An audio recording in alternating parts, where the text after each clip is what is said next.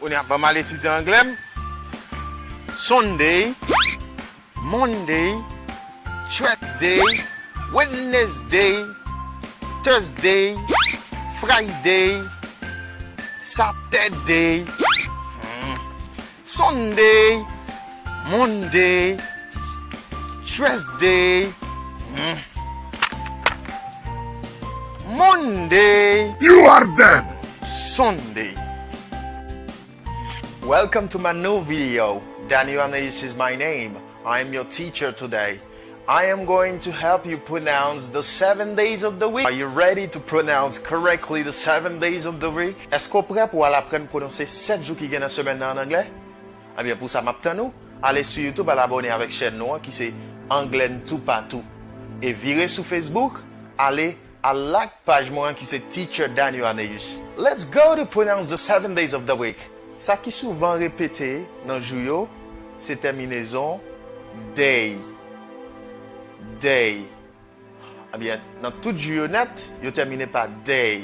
Maintenant, ce qu'on doit connaître, c'est que tout Jouyo, you capitalize. Tout Jouyo net, vous supposez écrire avec lettre majuscule. Eh bien, on va aller avec premier jour pour vous. The first day, premier jour. C'est Sunday. Sunday. It's the first day. Sunday. Sunday. Au temps d'étaler, c'était Sunday. Et il y a pile monde qui dit Sunday là.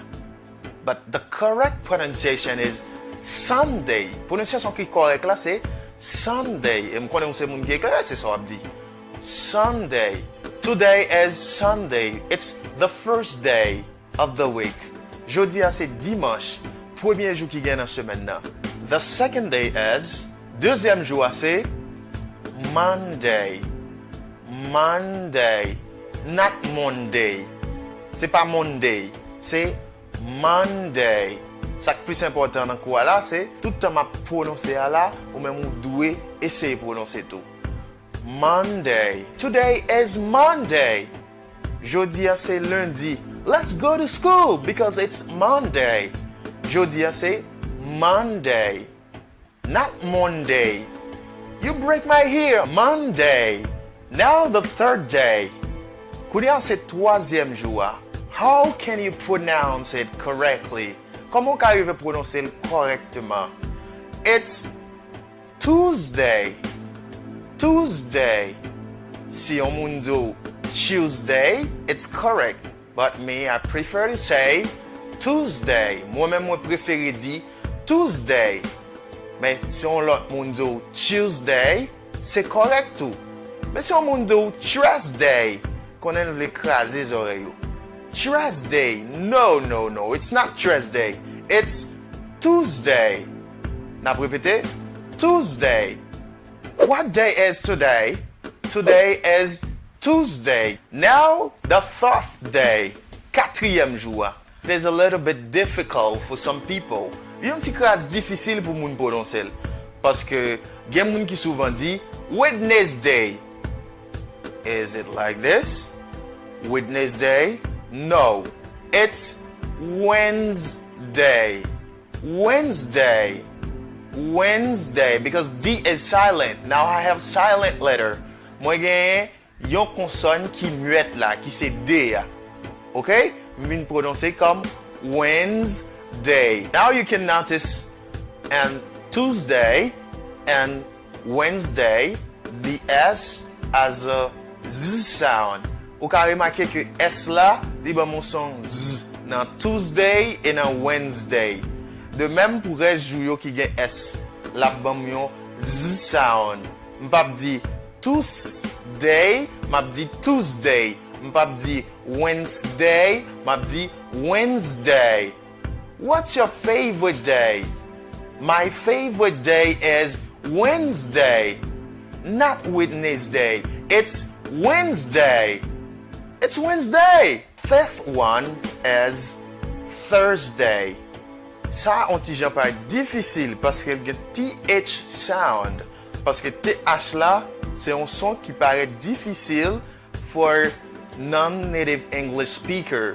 En pile moun qui pas natif, voire en pile moun qui vive dans pays qui parle anglais qui pas qu'à maîtriser TH sound.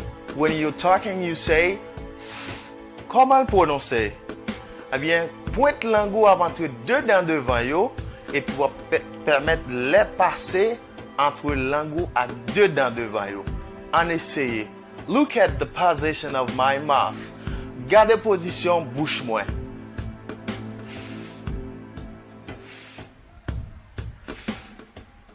Thursday. Thursday. Ok, nous sommes prononcer TH sound. Ou avez remarqué moun qui gen chenet yo ak moun qui parle sous langue yo a ka prononcer TH sound nan pi bien. Thursday. Mais veillez, ça fait longtemps Haïti pas dans la guerre. Veillez boulette kano yo. The sixth day of the week. The sixth day of the week is Friday. Friday. It's Friday. C'est vendredi. Friday is my favorite day. Vendredi c'est jour préféré. It's Friday. Never say Friday. No. Pas jamais dire Friday. Pas y a R en anglais, y a R. Friday.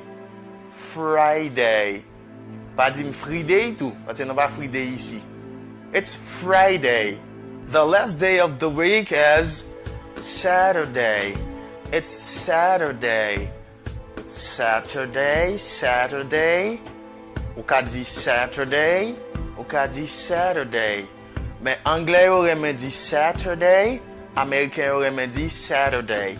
But me, I prefer to say Saturday. What will you be doing on Saturday? Oh, on Saturday, I'll go to the cinema. On Saturday. It's Saturday. Let's go to the market. Samedi, c'est jour femme baisse levé. You know that in your Haitian Creole. Nous prenons ça dans le créole là. It's Saturday. Maintenant, we are going to repeat all the 7 days. Qu'on y a, nous allons répéter 7 jours. Nous allons répéter, nous allons t'entendre. On a allé, non. The 7 days of the week. The first day was Sunday. Premier jour, c'était Sunday, Monday, Tuesday, Wednesday, Thursday, Friday, Saturday. In fact, you have to know that. En effet, on suppose comme ça tout. Tout jour ou utiliser avec préposition on en anglais. For example, I go to work on Monday. Je travaille le lundi. I work on Monday. Je travaille jour lundi. Ah, n'a pas lundi. See you on Monday.